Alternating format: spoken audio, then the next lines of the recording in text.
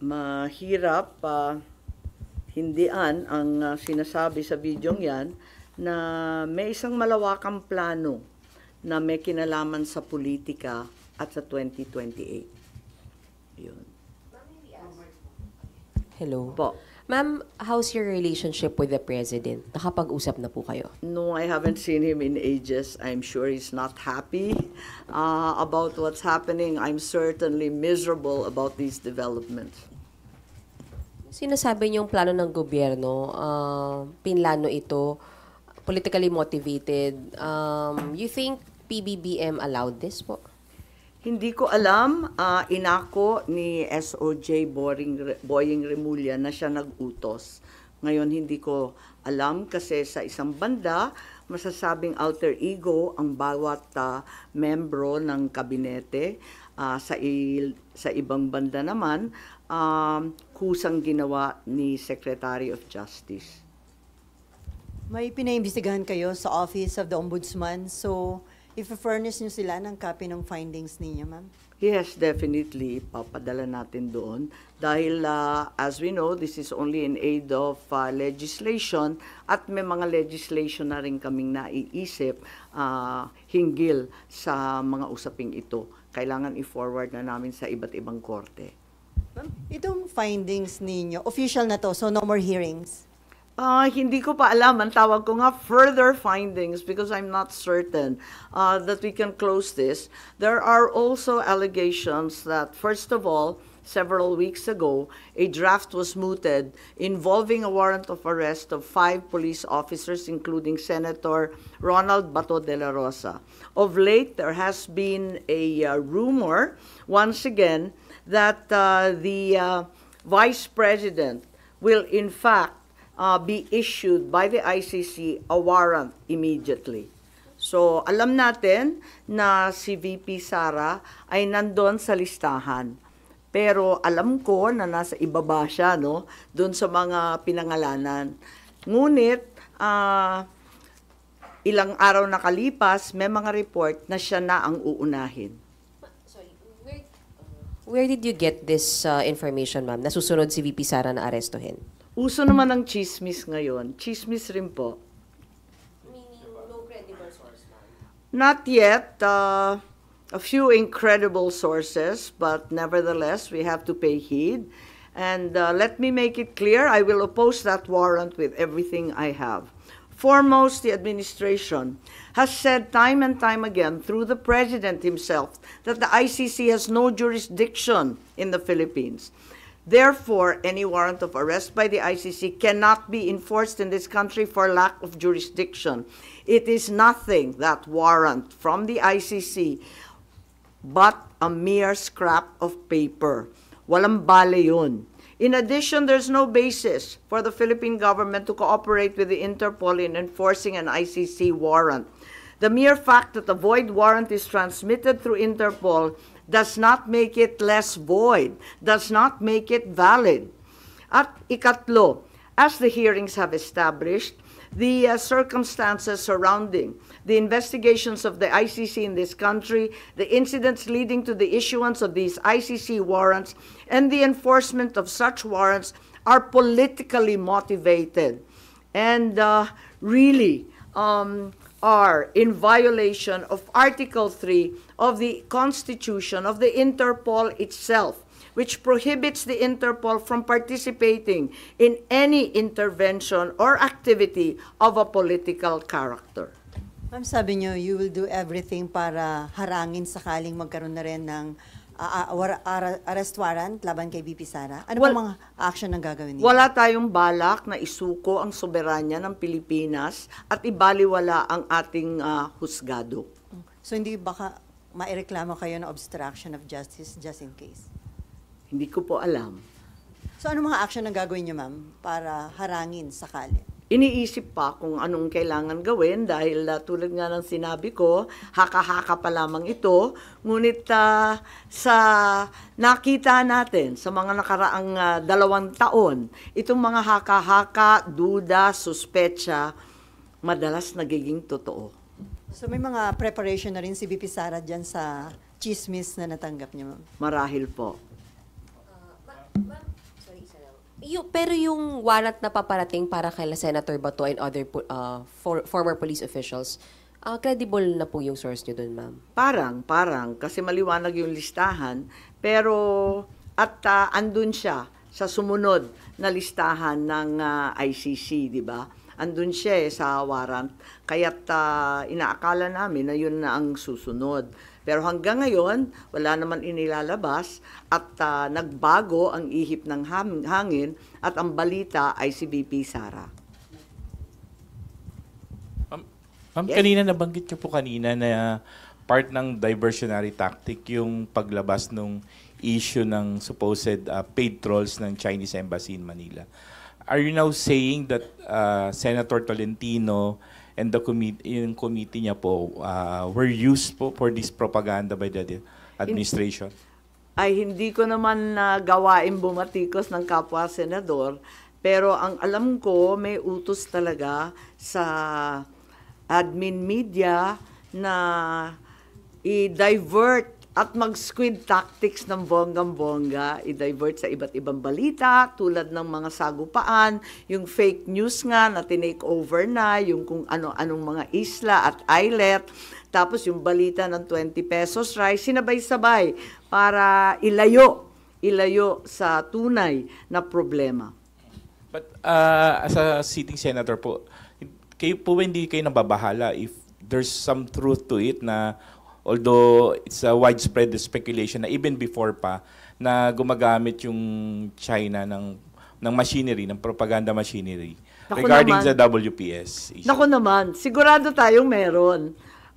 Walang pagkakaila, walang duda na meron silang makinarya para dyan. Meron din ang mga Amerikano, meron din yung iba't ibang mga malalaking bansa. Marami talagang nakikialam. Last time po. Ma'am, how do you feel about people saying na hindi maganda na kayo po kinampehan nyo yung mga Dutertes, yung kalaban ng kapatid nyo, more than dun sa kadugo nyo po si President Marcos? How do you feel about that? Masamang-masama ang loob ko, ngunit ang akin lamang, kailanman hindi kami nag-away ng aking kapatid. Yung mga amuyong sa palasyo, yung mga nariyan, yung mga lulong, ayun, sila po ang ating kaaway. At hindi ko naman kinakampihan ang isang panig laban sa isa. Ang pinapanigan ko lamang ay ang soberanya ng Pilipinas na isinusuko natin. Nakakahiya naman itong ginagawa natin na. Ma'am, sino daw yung lulong? Abangan po ninyo. Abangan po ninyo. Pero ma'am, hindi ba in a way parang baka ma-destabilize yung leadership mismo ng kapatid nyo dito sa mga nagiging findings at mga statements nyo against people around him? Hindi ko linalabanan ng sinuman, binabasa ko lang ang lumabas sa katibayan mula sa hearing. Wala akong magagawa kung litaw ng litaw ang katotohanan. So, okay lang kung medyo makadestabilize ito sa leadership ni Wala tayong BBM. pagnanais mag-destabilize sa Pilipinas. Marami na tayong problema. Ngunit ang katotohanan ay kinakailangan mangibabaw sa lahat. Last na lang po. Ma'am, may balita na parang may intention na ang manalo ay mga pro-China and then kapag nanalo, ipapa-repeal yung batas about yung maritime zone law. Wala akong alam kung tungkol dyan. Ako ay tanging pro-Pilipino. Ipaglalaban ko ang ating bansa tulad ng ginawa ng tatay ko sa sino man at anumang dambuhalang kapangyarihan. Sen, good morning. Do you think yung pagsasampa ng reklamo sa ombudsman could help deter kung ano man yung susunod na plano ng ICC para magdalawang isip yung mga nagpatupad nung una kay dating Pangulo? Sana po. Sana po. Inaasahan ko po. Kailan po kaya yung pagsasampa ng reklamo? Tignan natin kung anong magagawa. Ito lang yung mula sa amin, sa findings, ito ang lumilitaw. At saka si Justice Ascona, sabi niya, may labag talaga sa ating saligang batas, sa ating mga batas na pinaiiral, at kinakailangan managot yung naglabag.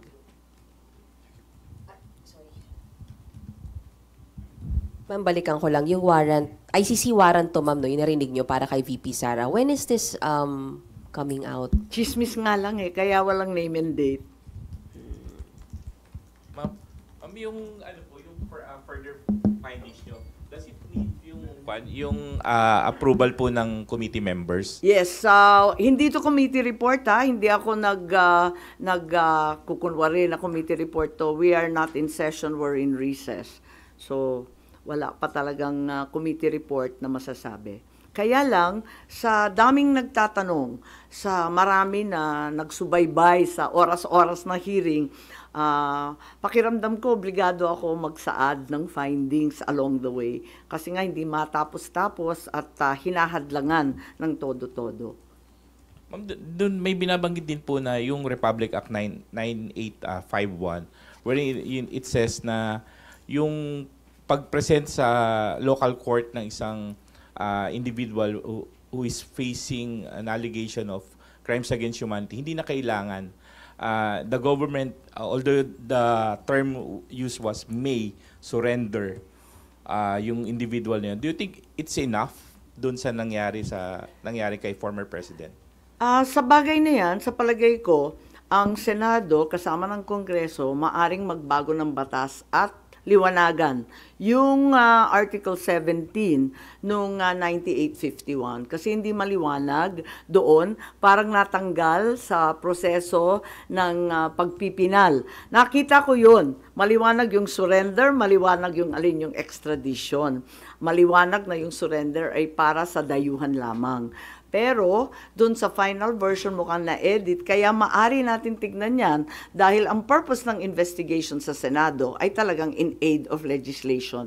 Isa na yon na kinakailangan tignan. Isa pa yung extradition law na inakda ng tatay ko. Ang tagal-tagal na nun. Marahil kinakailangan tignan na rin natin yan dahil hindi na pakay sa mga problema ngayon yung ibang provision doon.